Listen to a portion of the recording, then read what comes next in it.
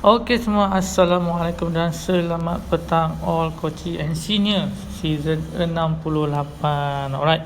So, hari ni kita masuk ke hari yang keempat. Day 4 dah hari ni kan. So, saya nampak amazing.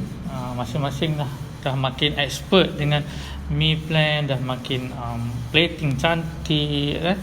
So kita improve. Mana yang masih lagi tercari-cari rentak tu, just improve, just day by day. InsyaAllah kita akan masterkan bab kita punya meal plan tu. Follow je insyaAllah. Okay, so hari ni kita masuk satu topik, core topik. Okay, bila kita sebut pasal diet je, dia berkaitan sangat. Bila sebut pasal diet je, orang tanya apa kalori. Bila sebut kalori je, apa itu diet, kan. So kat sini kita kena faham ini adalah main dia, okey, ataupun dia punya core untuk kita turunkan berat badan adalah melalui defisit kalori. So ini topik kalori hari ni akan menerangkan bagaimana setiap tubuh badan manusia tu, okey, bila 7,700 kalori yang tidak dibakar dan disimpan di dalam badan, dia akan membentuk 1 kilogram lemak yang baru. So kita kena faham bab tu. That's why yang kita makan dulu tu, kita duk kumpul walaupun kita makan sedikit, tapi dia berkumpul lama-lama jadilah bukit. So bertambahlah berat badan kita tu. So tanpa kita sedar, okey. Walaupun kita makan sedikit kan. So kita kena master ke bab ni. Okey, jom. Hukum kalori ni. Okey, hukum dia memang bekerja sangat tepat dengan dan ramai macam saya sebutkan tadi, ramai yang tanpa sedar, okey, sebenarnya kalori yang diambil itu dah berlebihan setiap hari. Walaupun contoh kan, dia makan kuih kan, kuih je pukul 10 pagi kita makan kuih je, tapi kita tak faham nilai kalori tersebut, berapa kalori. So bila benda tu kita jadi habit kita selama setahun, apa yang terjadi dengan kalori yang terkumpul. Dan dengan lagi satu, kita pula punya lifestyle kita tak aktif, kita tak bakar pun kalori. So kat sini hukum dia kat situ. Kalau kalori yang kita ambil tu berlebihan, okey, kalori yang dia ambil berlebihan dan kita tidak bakar, dan terjadilah kenaikan berat badan. So kalau yang ambil sedikit kalori, okey, dia burn, lepas tu dia burn pula kalori tu lebih banyak daripada dia ambil, dia akan terhasillah defisit kalori tersebut. So kalau yang nak maintain tu just dia faham konsep kalori intake dan kalori out, in dan out tu dia faham, dan akan terjadilah maintain lifestyle tu ataupun maintain berat badan dia. So kat situ dah hukum dia. Contoh, so kalau tengok kat sini apa yang terjadi kat kita dulu, okey, masa kita breakfast. Okey, contoh kat sini ditunjuk kat sini nasi lemak dengan teh tarik. Kat situ dah berapa kalori nilai dia, kan, bila kumpul dah berapa sampai ke malam. Okey, sampai ke malam, bayangkan kalori intake tu hampir lebih daripada 2,000, lebih pada 2,000, 3,000. Padahal badan kita hanya memerlukan 1,500 saja, tapi kita dah ambil lebih pada 2,000, ada yang sampai 3,000. So kalori pula tak dibakar, tak di burn, apa akan terjadi kat berat badan. So kita faham kat situ kan. So faktor yang perubahan dan keperluan kalori setiap orang ni sangat memang berbeza lah. Okay. Dia ada 4 kategori kat sini, iaitu saiz tubuh badan, sama ada besar ataupun kecil, usia, okay, usia dia memang memainkan peranan ataupun memainkan faktor lah. Okay.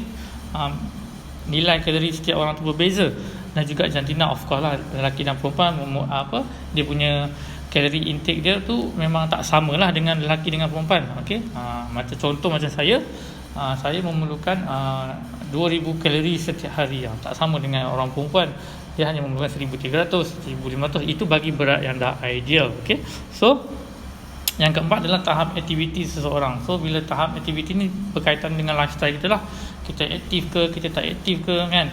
So itu memang bila contoh macam ni, kalau seorang atlet yang dah aktif, dia punya kalori intake tu melebihi. Macam saya dulu pun first dia macam saya 1500 mula-mula masa saya join dulu. Okey, 1500. So bila dah aktif, kita dah keep running, kita dah buat aktiviti, so kita jadi aktif. So bila aktif, metabolism kita pun tinggi dan kalori intake kita tu pun makin lama makin tinggi. So kita boleh kalori intake tu makin tinggi. So kita kena makan lebih lah. Bukanlah maksud kita makan melebihi, tak dikawal, tapi kalori intake yang baik untuk badan kita tu. So kita kena lebihkan. So kita kena faham kat sini saiz badan kita macam mana, usia, jantina dan juga kita punya aktiviti.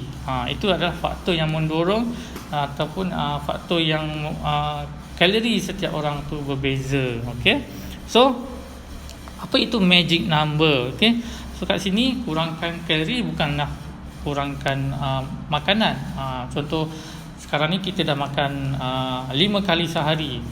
So memang sesuai lah dengan kita punya program ni, 5 kali makan, 5 kali sehari makan. Tapi kalori intake itu masih terkawal. Sebab apa? Kita dah dari pagi kita dah kawal kita punya kalori intake kita dengan nutrition yang sangat-sangat low GI, low kalori. Okay, so kat sini magic number kita nak kira, kalau kita kan adalah pengiraan dia. Tapi magic number ni kita memang bergantung tahap badan seseorang. Okay, so apa itu magic number? So kita terang kat sini adalah magic number ni kita boleh tukarkan.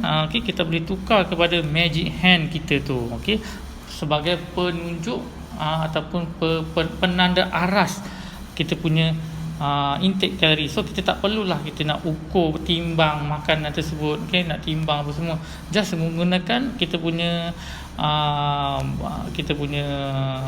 tangan. Okay, kita punya sepenumbuk nasi, setapak protein. Itu adalah magic number kita lah. Kita gunakan magic hand kita tu. Okay, so ingat semua makanan, semua makanan dekat dunia ni mengandungi kalori. Walaupun gula-gula sikit secoek tu pun tetap mengandungi kalori. So apa yang tak ada kalori dekat dunia ni adalah air kosong. Sebab tu kita dalam program kita galakkan semua peserta minum air kosong yang lebih banyak, sebab dia zero kalori. Dan memang air putih tu memang dah ternyata air sihat. Okay, so tu kita kena sentiasa sedar, kita nak turunkan berat badan ni, bukanlah kita kurangkan makanan, tapi kita kurangkan kalori. Okay, so jangan fokus kepada kalori juga. Okay, kita jangan terlalu fokus kalori semata-mata.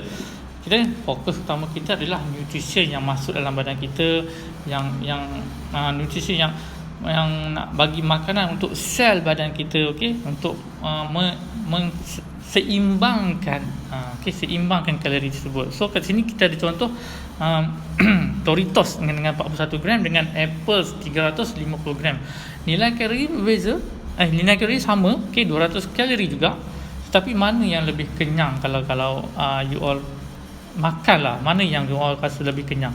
Of course yang apple tu kan, dengan 200 kalori dengan Doritos yang tak berapa banyak satu pinggan, dengan apple penuh satu pinggan tu, of course yang apple tu lebih kenyang kan. Okay, deficit kalori bukanlah semata-mata untuk kita kunci kepada lose weight. Banyak lagi faktor dia. Okay, tapi ini adalah core dalam kita punya program lah, dalam kita punya diet. Alright, so okay, waktu pagi kita memang dah dibekalkan dengan meal replacement untuk sarapan, untuk dinner kita. So nutrisi ni memang sangat seimbang yang diperlukan dalam badan kita. Okay, so ini adalah satu orang kata fast food juga, okey, fast food tapi lebih kepada intelijen, lebih bijak dan lebih sihat. Okey, kalori dia hanya 90 ke 250 kalori sahaja untuk satu hidangan. Okey, dan mengandungi berbagai nutrien lah. Di sini ada 55 nutrien, asid amino, serat, herba-herba yang terpilih. So produk ni memang khas untuk kita high tech food. Orang kata makanan masa hadapan lah, lebih senang. Makanan masa hadapan yang lebih. Okay, insyaAllah harap you all dapat something hari ni. Okay, dapat belajar sesuatu petang ni insyaAllah, dan semoga kita memperoleh, kita amalkan. Okay, kita dapat ilmu, kita amalkan. Okay, jangan kita dapat ilmu kita just diam je, kita tak amalkan. Okay, ilmu tanpa amal, orang kata apa? Ilmu tanpa amal umpama maklumat. Okay, ilmu dengan amal itulah sebaik-baik ilmu yang bermanfaat. Okey, semua assalamualaikum.